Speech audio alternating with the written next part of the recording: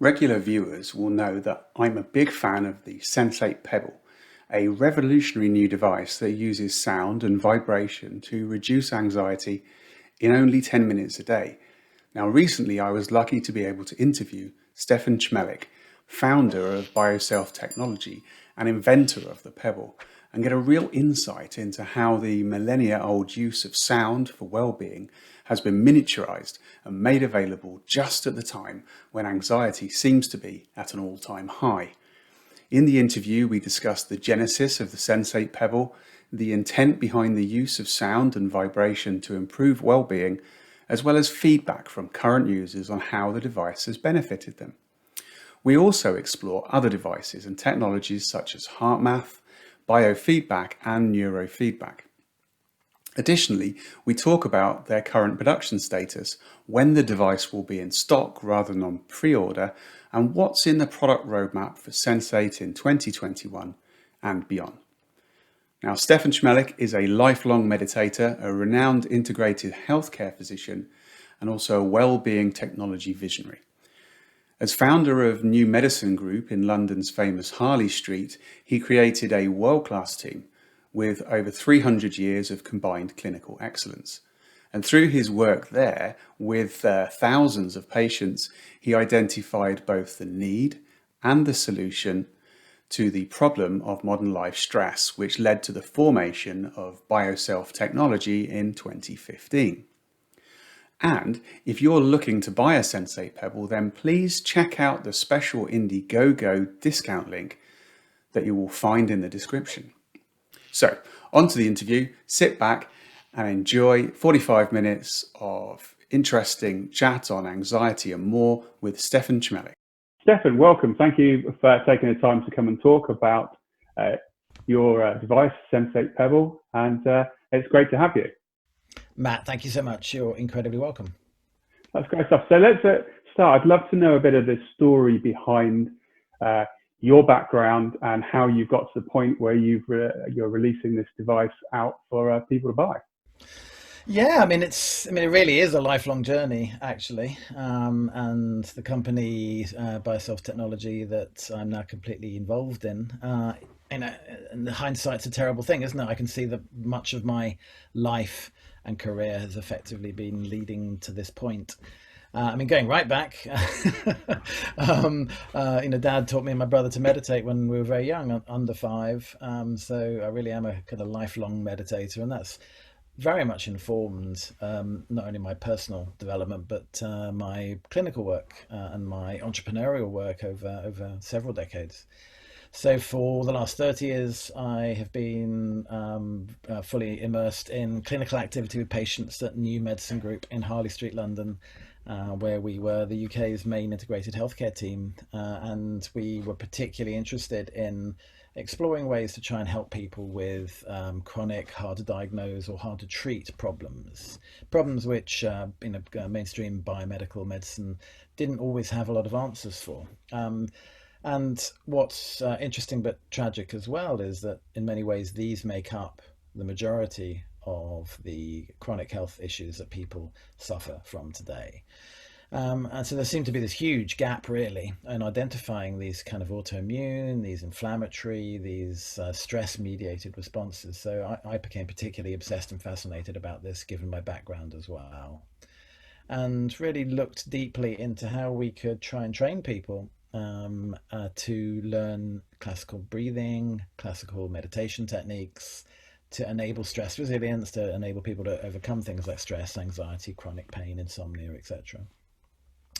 And that was great, and I've used those tools with thousands of people over the years. But what really, and the turning point really was 12 years ago when I really started to notice that people's ability to follow classical meditation and breathing techniques was really declining quite rapidly, to the point where I now really say unapologetically that my experience is that most people can't effectively meditate. From a neurological point of view, people can sit still to some degree, and they can go through the motions of meditating, but actually their body and their mind and their neural system isn't in what one could describe as a meditation-like state. So they're not really getting the neural benefits that we know, and that acres of research tell us is forthcoming from regular Yeah. meditators. So for me, then the decision was, okay, well, do I change what I'm teaching people because I'm not really being of much benefit to them? I'm kind of wasting my time and their money because I'm teaching them techniques that they don't actually seem to be able to do or follow through with. Mm. And my other major interest is technology.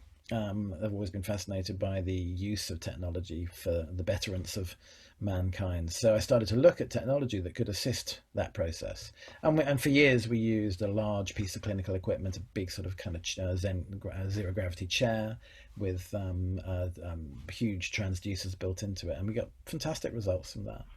But I came to a point where I realized that the impact of this, very clinical technology in an upmarket Harley Street setting with a relatively small number of patients really wasn't where I wanted my the knowledge I'd accumulated to kind of go. Yeah. So I started really to look at global impact and realized that the only way to achieve that was to miniaturize the tech, to go digital, to include it with an app, and to sell it in the consumer market, not in the medical market, where it would be, again, pretty limited, but in the consumer market where people who self-assess and self-diagnose with these stress-related conditions could pick it up and receive it immediately.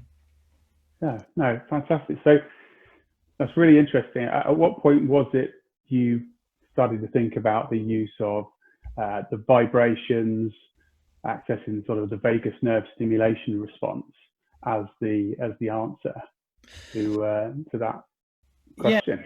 Well, I mean, over a 10-year period, really. So the patent that we filed for the Sensate device is from 2015. But as I say, I've been experimenting with the use of sound, and particularly low frequency sound, for a number of years in the clinic and with a much larger device. The kind of eureka moment really was when I was sitting on the tech and I realized that we could miniature it and turn the body into the hardware. Thus getting rid of most of the 99% of the hardware. So by turning the transducer from the back to the front, and using bone conduction, and therefore effectively turning the thoracic cavity, the chest, into a resonating cell, we could get rid of virtually all the hardware and have the same kind of clinical outcomes. So that was the kind of eureka moment, and that was the step that enabled us to find a way to make this a scalable device that could be obviously shipped around the world. Yeah. I think there's something really, really primal about making our chests vibrate. Yeah, And definitely. I think we all know this instinctively. And human beings have been drumming or baying at the moon, or omming and chanting and singing and prayer, and using yogic techniques and breathing techniques for thousands of years.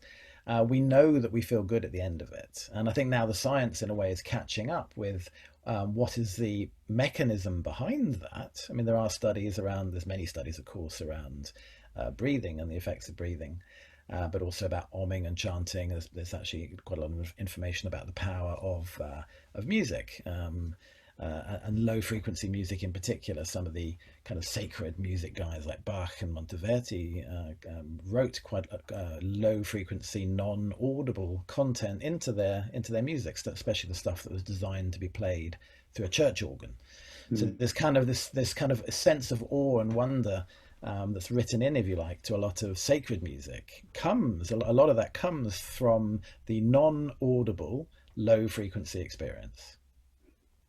Yeah, that's really interesting, and that's my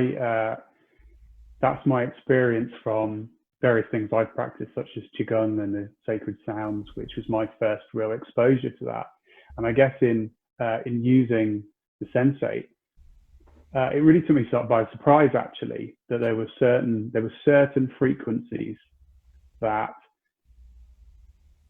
elicited a response I wasn't expecting. Yeah. Yeah, it's so interesting, isn't it? And this is the thing; it's beyond words, really. I mean, we've had a vagus nerve for several hundred million years as mammals and primates. Right back to before we were mammals, we've had a vagus nerve. We've only had a human brain for a much shorter period of time. So this lower brain, lizard brain, if you like, reptilian brainstem response, yeah, so which the gut brain connection that we know about, yeah, that mediates all the organs. I mean, that is essentially a description of the vagus nerve. This gut brain superhighway is the vagus nerve in many ways. So it's these non-conscious signals from the lower brain which mediate the autonomic nervous system. Yeah, so we don't have to think about heartbeat. We don't have to think about gut peristalsis, blood vessel dilation, all these things. They happen automatically. And that's for good and for bad. Yeah. So when people get startled or traumatized, or the lizard brain is overactivated, it becomes hypervigilant, then it can ramp up those responses in the belief that it's in some way protecting us from a danger that isn't, in fact, actually there. And this is essentially is the basis of a lot of the certainly the panic and anxiety symptoms we see, but just also the pro-inflammatory symptoms which are observed in clinic. Because adrenaline is a very pro-inflammatory substance, so if it's being released on a regular basis, then that's not good for long-term human health. Yeah, no, that's really interesting. So you've had the very incarnations of the device out for a couple of years through the. So the original beta testing goes right back to 2016. We had a first device out which sold out very quickly in 2018. And then the version before the one that's now available sold out the early part of this year, and the one that's being shipped now is the new version. Yeah, so we've had about four Yeah, versions. yeah, no, that's fantastic, and you're constantly looking at how you can improve it.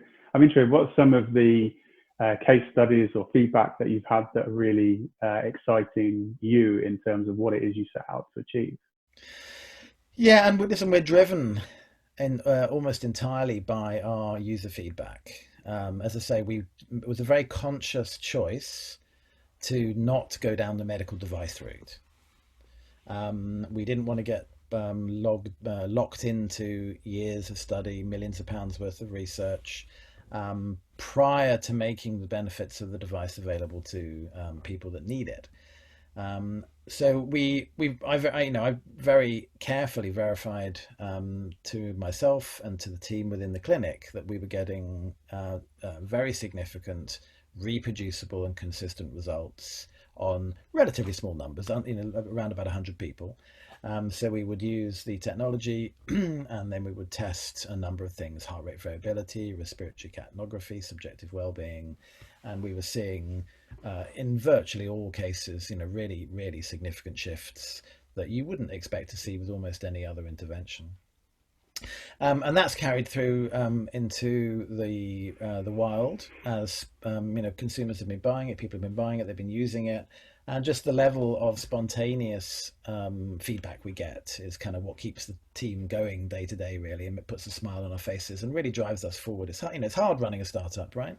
Yeah, yeah, And it's been pretty hard in the last few months, obviously, as well. Although, of course, our product is, it could almost be designed for what's been going on over the last year. Of course, conditions under which everyone has to work has been very trying. So our user response is absolutely, our sucker and the thing that keeps us going. There's a number of things which. There's a number of things which people commonly report as benefits, sleep being one of the main benefits that people consistently say has improved, panic attack, anxiety, mood.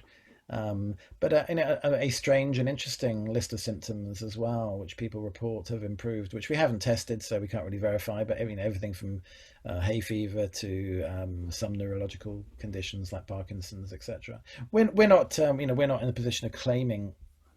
We don't claim to treat any conditions. Yeah, as I say, mm, we're a non-medical device. We claim to be able to help people relax and improve stress resiliency by giving them a meditation-like experience, which would otherwise be hard for them to achieve using normal self-discipline. yeah, And there's plenty of evidence that that has a knock-on effect. But yeah, we love our users, and we get a very high level of consistent feedback from them. Yeah, no, that's fantastic. I mean, my experience, I have asthma, though for the most part it's in control, other than certain periods of the year where I don't know what the trees are doing or what the chemicals they put on the fields. And it was during the first of those, kind of in May, I tend to suffer more than usual, that I was using the Pebble, and I noticed the impact it was having on my breathing. To the point where I didn't need to use my inhaler, that I would normally do during this period where I get a bit wheezy. And I guess because I've had this my whole life, I'm very sensitive to what's going on with my breathing. That I would notice that I could just feel my chest relaxing, tightening, my breathing was improving. Which of course, I know the vagus nerve innervates through lots and lots of organs, so it didn't initially totally surprise me, but the impact of it was quite significant. And I was really interested to think, okay, so it starts you to think about what it is that's driving those reactions, why I need an inhaler occasionally anyway, and that ability just for 20 minutes to calm the breathing down and not need an inhaler is fantastic.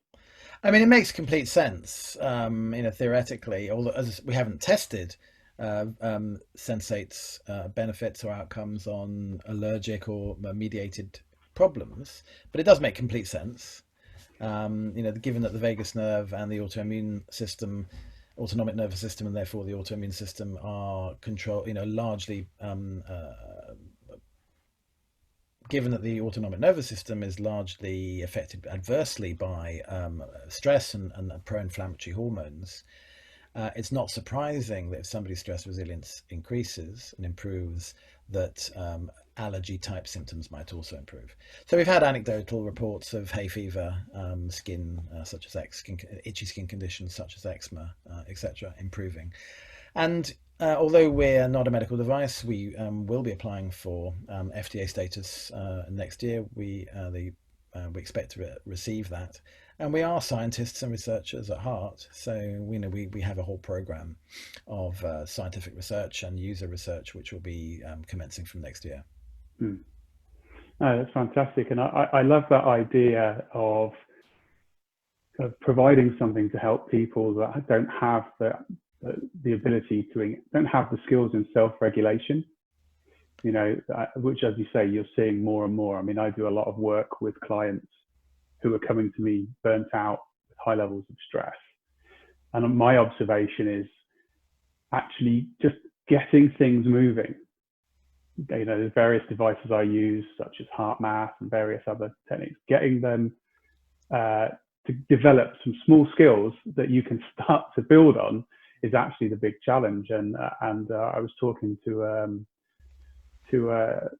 a program that was in America that was looking around drug addiction and the idea of using vagus nerve stimulation just to kickstart, to get them out of that stuck state, to give them the space in their nervous system to start to learn some self-regulation skills, was improving the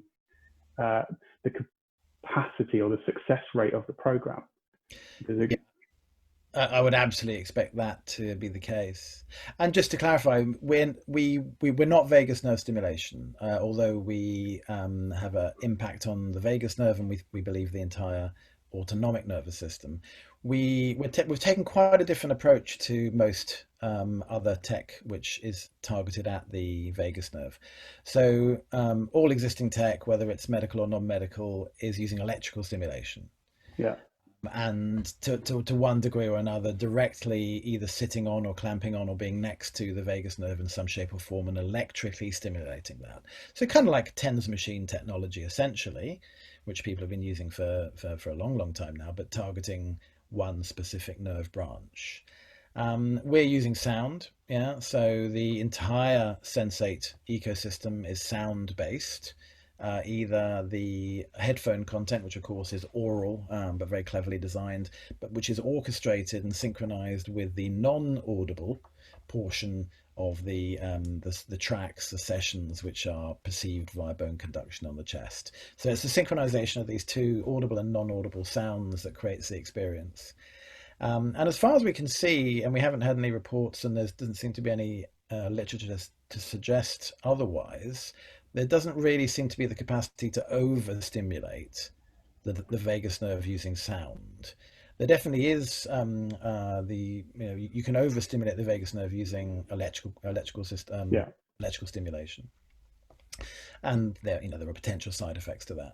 We haven't come across and can't see a basis for there being any adverse effects using sound. Yeah, really interesting. So in terms of application for the device, what do you recommend? How often people should use it? How long they should use it for? So the use case that Sensate's designed for is 10 minutes once a day. So when I was designing the tech, I originally thought we'd have to use a 20-minute session. And what was essential was that it achieved three things during a first session, which is that it felt pleasurable immediately, so that the person finished the session. That at the end of the session, upon standing up, that they would be able to feel the difference, and that at the end of a first session, it would show subjective and objective change to specific biomarkers. And we achieve that in nearly all cases. But in fact, we've found that happens within a 10-minute session. So although there are 10, 20 and 30-minute tracks that come with the device on the app, and we're writing and composing and we'll be releasing new tracks all the time, we only ask people to do 10 minutes once a day. It is passive, so we ask people to basically, close their eyes, lie back, put their headphones on, hit go, and just to enjoy themselves for 10 minutes. So we don't ask people to do it while, down the gym or on the phone or whatever. Although having said that, I'm wearing it now. As the inventor, I feel I can kind of break the use case. Yeah. And so all our results and outcomes are really based on that 10 minutes once a day. Lots of people do more than that. The team will have it on the whole time pretty much. Lots of people tell us, oh yeah, I use it 4, 5, 6 times a day. Can I use it too much? Is quite a common question.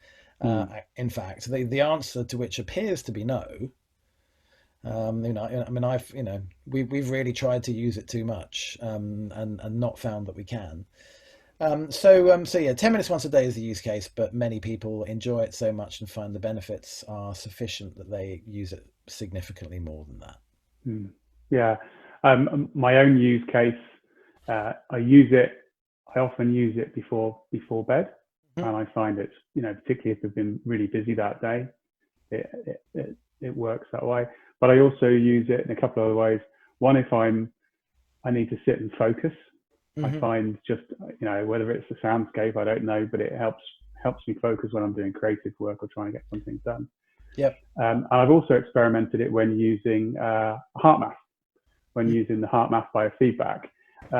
Because one of my weaknesses, I've been using that for many, many years, is my mind still wanders, and I find that kind of the heart focus that comes with the Heartmath practice, having the Sensate on, is a very gentle way of pulling me back to where I need to focus for that. And that's a pretty profound experience. Using the two, I've found has been really, really fantastic. Yeah, we used the Heartmath. I love Heartmath. Bruce Cryer, their ex-CEO, is one of our advisors. We used Heartmath as our testing device in the first kind of clinical work we did, to verify that we were getting the kind of shifts that we were hoping that we would, and it very much verified that was the case. We're using, and the next clinical trials we're doing uses more complicated heart rate variability technology, but Heartmath is fantastic, and biofeedback works incredibly well. Biofeedback and neurofeedback work incredibly well if you do them, and this is the thing. Meditation works incredibly well if you do it, and you do it correctly. Yeah,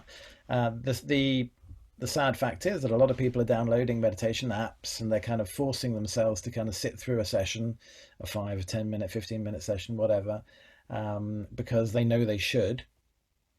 But the how much actual neurological benefit, neural networks, should we say, building benefit they're getting from that time is I think highly debatable.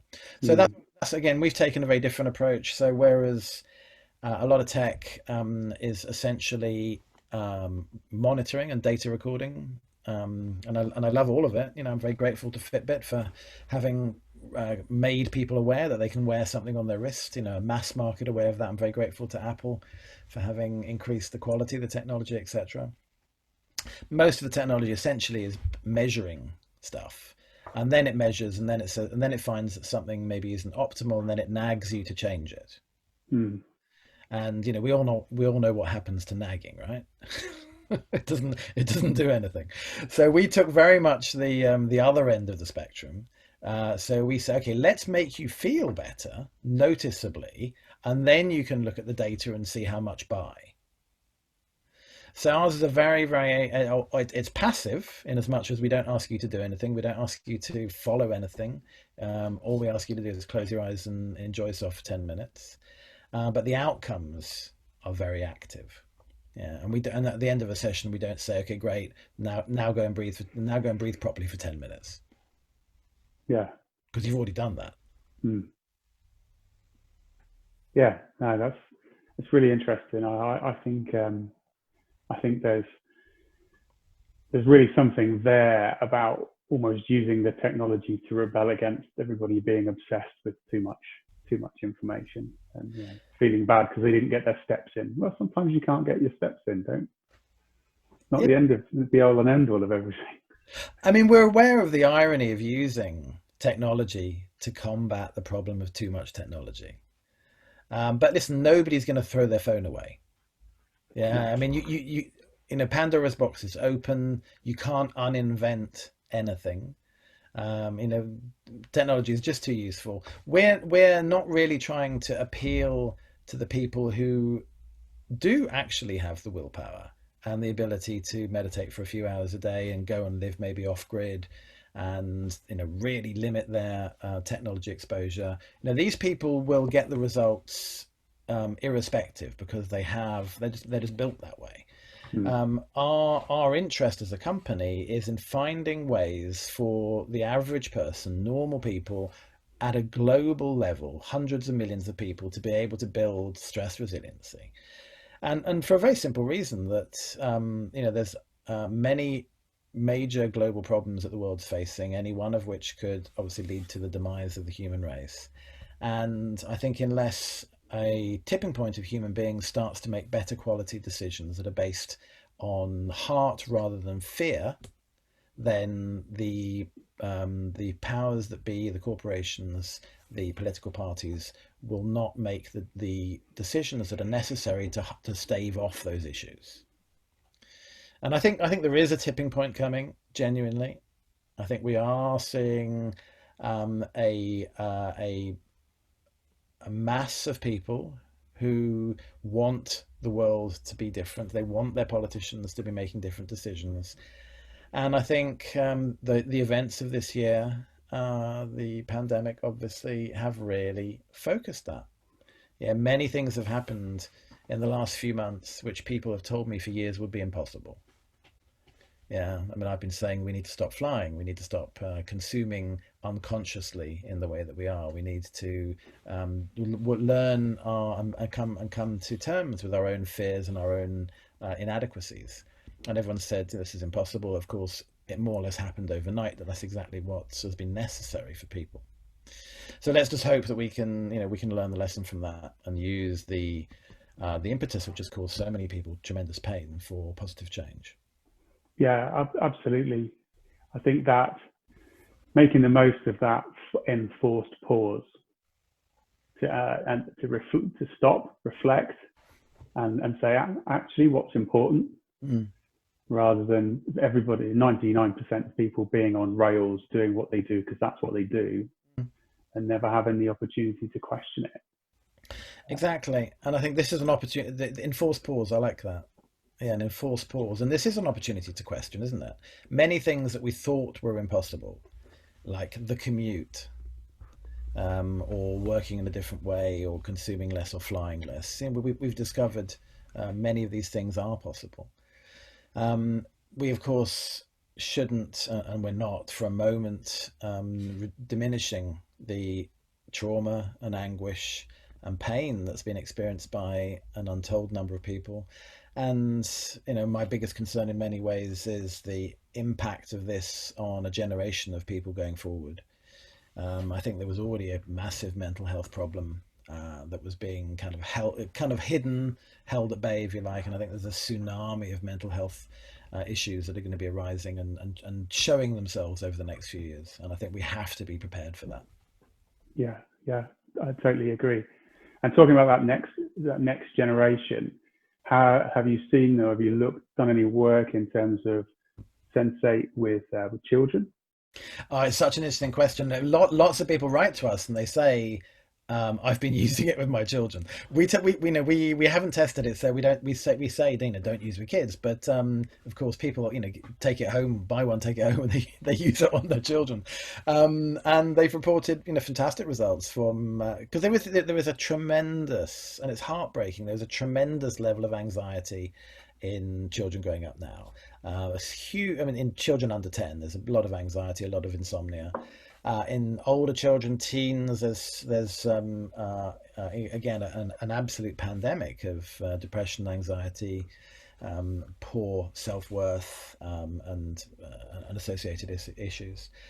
But we've had parent support to us. They've used it with their children with learning difficulties, and they've been much calmer. That they sleep better. I mean, it's very much on our roadmap. Sensate is the product, of course, which we're Sensate's the product which we're shipping at the moment, obviously, but we have a whole roadmap of other hardware and software products that fit the same need and provide solutions to the same problem, including a very sleep focused one, but also including a Sensate for kids. We think it's a really important market. Children have never been so overwhelmed or anxious or put upon or uncertain. And as a parent myself, I know how hard it is to deal with that. And that, again, during lockdown, that's been incredibly difficult with people working from home and homeschooling. The pressure has been tremendous for so many people. So yeah, so we're really looking forward to next year, hopefully being able to put a children's based Sensate product, make that available for people.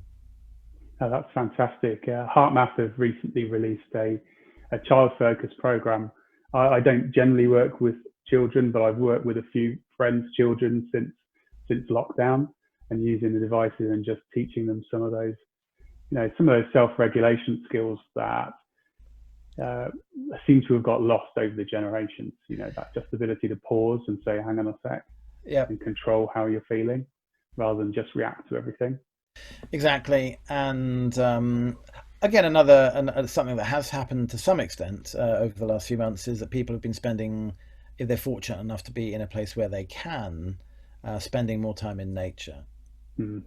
And I think we really can't overestimate the importance of that for human beings. We need a certain amount of silence and stillness every day, as much as we need food. We need a certain amount of contact with nature every day to be able to function and survive and to thrive. And it's great. I see a lot of people out walking now who, on a daily basis, we're very fortunate where we live. We're surrounded by rivers and forests and hills. And there's a lot of people out there, with their kids, and it's wonderful. And that is the only viable antidote for screen time with kids. Yeah, absolutely. Get out there, get some fresh air, get a bit dirty, and I mean, that's one of the real pluses for me personally through this period, is just being able to finish work and say, "Oh, the sun's shining. Let's go out. Let's go out for a walk. Let's just get out and get the OS map out and go for it." And And I know a lot of people who've kind of rediscovered that, which have got lost in the busyness of life. And if we could keep that when things start to go back to whatever the new normal is, I think we'd be a better civilization for sure. Absolutely, and I'm very much I am hopeful that that is what will happen, a version of that. As I say, you can't uninvent anything, and you can't forget an experience you've had. And in many ways, that's the problem with meditation-like or deep relaxation-like activities. Most people have just never experienced the flow state, the deep calm that can be achieved for a lot of, tremendous amount of hard work.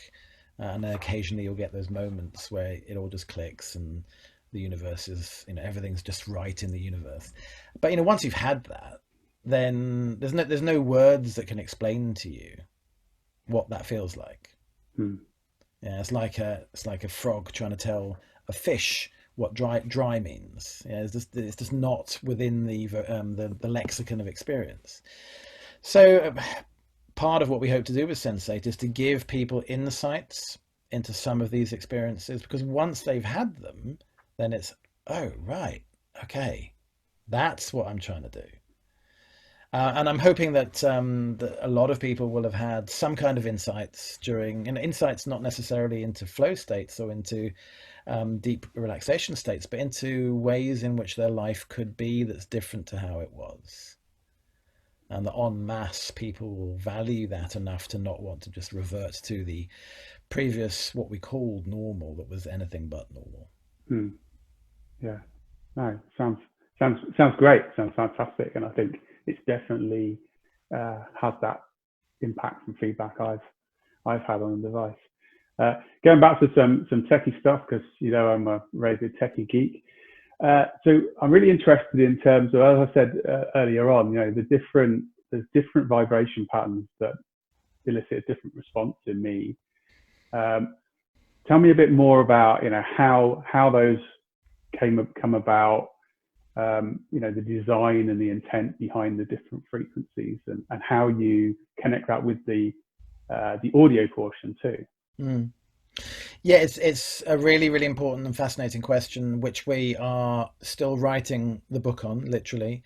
A big part of the research that we're doing and planning going forward is about why we've written the tracks the way that we have, and why we're using the specific frequencies that we are. A fairly common question from people is, what frequency is Sensate? Or what frequency do I need to use for this? And because there is technology out there that will play specific frequencies that are related to particular cells and particular diseases, etc. We very much aren't working that way. So Sensate is a multi-frequency device that can play with the headphones, can play anywhere from about 0.1 hertz up to 20,000 hertz. So it's an entire human, and beyond human hearing spectrum, actually. But there's two processes going on at the same time. There's the compressed air auditory portion, which is how we hear sound. Air is compressed and is pushed into the eardrum. But then there's a whole neurological mechanism around perception of touch, which is very different from kind of haptic feedback like you would get on a phone, but the sense of vibration. And I think why this is important is because that was almost certainly our first ever sense. Before we had eyes and ears and noses, we would have been rolling around in the bottom of the ocean, sensing our world by vibration. So nothing is more hardwired into our system than the sense of vibration. And a baby developing in utero also experiences most of its world by vibration, by bone conduction and fluid conduction through the mother. So these are really incredibly hardwired sensors. We use the tracks themselves, the sessions are multi-frequency. They're layered resonance. We've developed what we call the Sensate infrasound resonance technology. So it's a way in which we conduct the low frequencies into the body through bone conduction. It's a very different experience to hearing sound. And I work on the tracks with with composers, and a lot of it is inspirational based. So we feel it, we try it, we know specific frequencies and combinations of frequencies and harmonics and resonances, which have a down regulatory effect on the nervous system, and then other frequencies and combinations which have more of an up regulatory effect. So we play with these, but we're still to do some of the essential research around the precise frequencies and what, to do like magnetic resonance imaging, or to do heart rate variability measuring, while going very methodically through a range of frequencies, so we can say precisely this frequency is doing that. Now, in reality, we probably won't find that's the case, because having worked as a holistic physician for many decades, what we in fact find is that human beings are very, very complex, and in fact everything is multifactorial, which is why double-blind research is so difficult with anything that has a holistic orientation, because when you try to remove all the variables except for one, which of course in reality you can never do, but when you try to do that, you're throwing away the baby with the bathwater in many cases. So it'll be the case with the Sensate experience as well, that it isn't a frequency that's doing something, it's the combination of frequencies. It's the combination of the oral ear-based content along with the felt bone conduction content, and the way that they're constructed together. Really, that's really interesting. So there's no sort of research for that, and that it sounds like that's going to keep you interested and geeked out as you delve into it further and further for some time. Oh, we have many years. I'm happy to say of research ahead of us. We're pushing the curve here, right? Nobody has used sound in the way that we're using it really before. So people are very familiar with ultrasound, right? We know that ultrasound obviously can be used for imaging. It can be used for medical procedures. People are much less familiar with infrasound, the other end of the spectrum. And in fact, mostly it's only really been researched in terms of the negative impact. People using pile drivers, etc., having low frequency vibrations going through them for hours at a time, and the issues that can cause. What we're doing is quite different to that. And as I say, we don't really stimulate the vagus nerve. We like to think that we increase vagal nerve tone. Okay.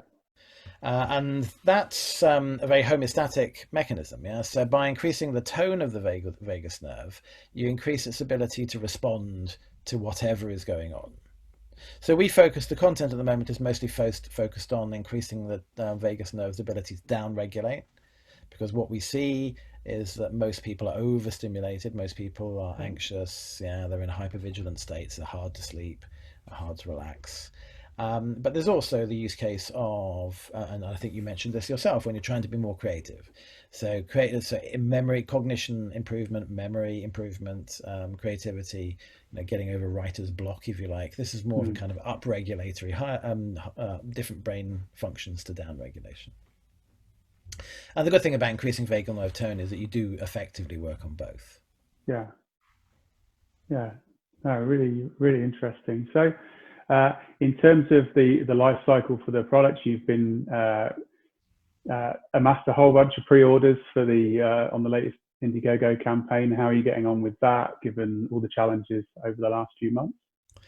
Yeah, so we went live on Indiegogo a little while ago. We're at over 1,000% overfunded on that, so it's done very, very well. Those orders are literally shipping now. So the first ones went out this week. We're shipping those over the next few weeks. So orders are live on Indiegogo. If people just go to Indiegogo and then search Sensate, they'll find us. We're taking orders live. They're shipping now. So anyone that places an order now will get it probably in October. So not long really. And then we'll be selling from stock. So that's what we've been working. The interest has been so high over the last 12, 24 months that we've never managed to catch up with our pre-orders. Uh, so hopefully October this year we'll actually have caught up so that we can sell. If somebody orders and they'll get it a couple of days later. Oh, yeah, that's fantastic. Sounds like an ideal Christmas present for a lot of people. Yeah, absolutely. We also maybe the next hardware product as well is in development now, so that'll be launched next year as well. No, yeah, that's fantastic. Uh, so yeah, that's great. I think we've got a really good understanding of where it's coming from and the product. I say I've been using it for, crikey, it must be about 6 months now, and I think it's a really really timely product, really effective product. Can help a lot of people, and if it can help people get out of those stuck states and start to recognise that maybe there's a better way, then that's it couldn't be more timely, really. So yeah, it seems to have worked really well for you. Yeah, I mean, we've actually been accused of rushing Sensate out to capitalize on the stressed and the anxious.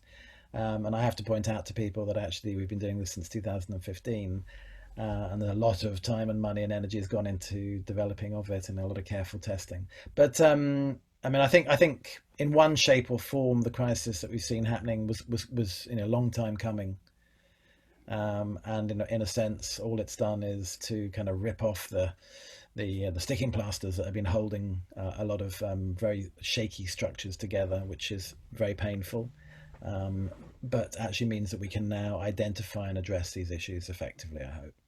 No, yeah, absolutely.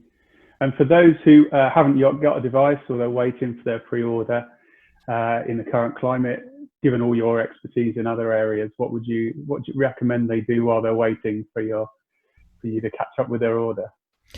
And what I always say is, if in doubt, breathe out. And I suppose if there's one thing that we've observed in clinic overall is that breathing is something which we all do, and we all know how to do, or at least think we do. But because we can exert voluntary control over it in a way that we can't easily with the heartbeat or digestion, we do. So any trauma or stress or anxiety tends to lead to breath holding. So if there's one piece of advice, it's don't hold your breath and breathe out more than you breathe in. Yeah, but if don't pay too much attention to your breathing, because that can actually trigger anxiety. But notice if you're holding your breath, and if you are, just drop your shoulders and just breathe out. Fantastic, brilliant advice, and something everybody can apply straight away. So that's fantastic. Well, Stefan, this has been fantastic. Thanks very much for your time. So the device is now, if for those viewers who haven't ordered it yet, please search on Indiegogo, and you can find it and learn more about how it works and when it's available. Fantastic. Fantastic. Yeah. Listen, I'm incredibly grateful for your support. We're an impact company. We're looking to have a global impact, like I say. So it's just so important to us that people who have tried the device and believe in it are supportive. I'm very grateful. That's great. Thanks, Stefan. That was fantastic. Thanks so much. Thanks for watching. Let me know in the comments who else you'd like me to interview, and for more videos on anxiety, technology, and lots of other subjects, please hit subscribe, and I'll see you in the next video.